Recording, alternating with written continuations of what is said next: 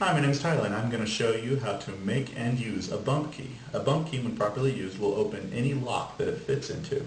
Now, this technique is not new. The bad guys have been using it literally for years. And the locks that you buy today, yes, even the lock that you have on your front door, is vulnerable to this technique, largely because the general public doesn't know that they aren't safe. The way a normal key works is you stick it into the lock, and if you look at a key, you'll see that it has little ridges and little valleys. When you stick it into the lock, the little valleys line up with the pins inside the lock.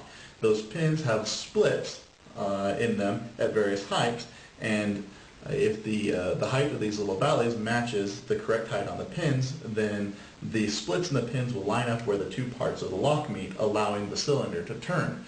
Now, the way a bump key works is the valleys are cut all the way down to the lowest setting, and it still has little ridges. You stick it part way into the lock and give it a whack.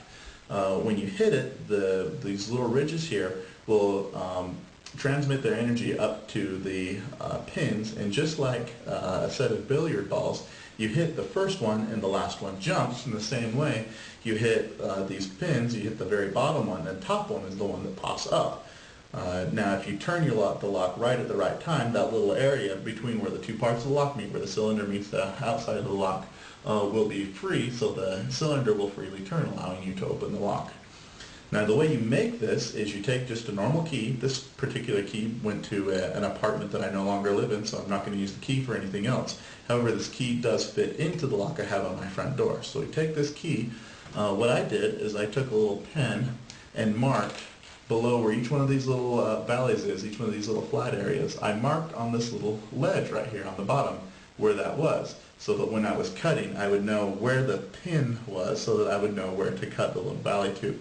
Once you've removed quite a bit of metal there, it kind of can get confusing if you don't have any reference. So mark on that little ledge on the bottom, or on the key, where each of these little valleys is, and then take with a file. I got this file for $2 at Home Depot. I actually got a set of 3 because I didn't know which one I would use, but this little triangular shaped file worked great. You take the file and file it down, the metal all the way down to that little ledge. That's the lowest setting where keys will normally be set. That will get the key out of the way when you're trying to turn it. So you file this all the way down. This part right here takes about a half hour. Alright, so here's the finished key. It doesn't look wonderful, but it works. You'll notice that it's cut all the way down here. Where each one of those 5 pins was, it's all cut all the way down to this very bottom ledge. Between each one of those little valleys, you'll notice just a little tiny peak, just little tiny triangles. Important things about these little triangles here is the slope of these little triangles has to be such that when you stick it into the lock, the pins can easily slide over the front of the lock, the front of these little triangles, and when you pull it out of the lock, the pins will easily slide back out. If it's too steep on this side, when you try to stick it in, it won't go in. If it's too steep on the other side, it'll go in just fine, but when you try to pull it out, it won't come back out.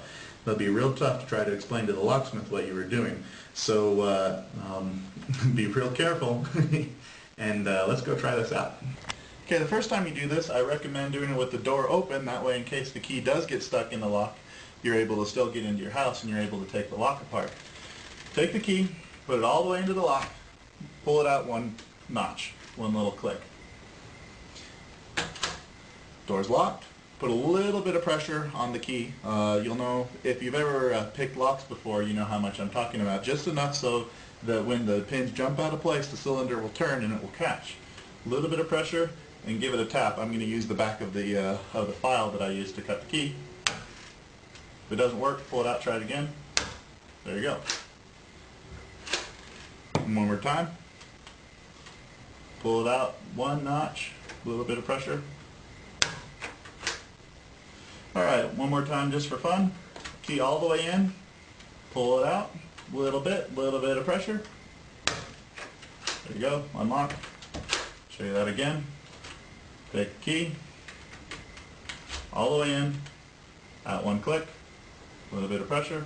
If it doesn't work within the first few tries, you're probably doing something wrong. There you go.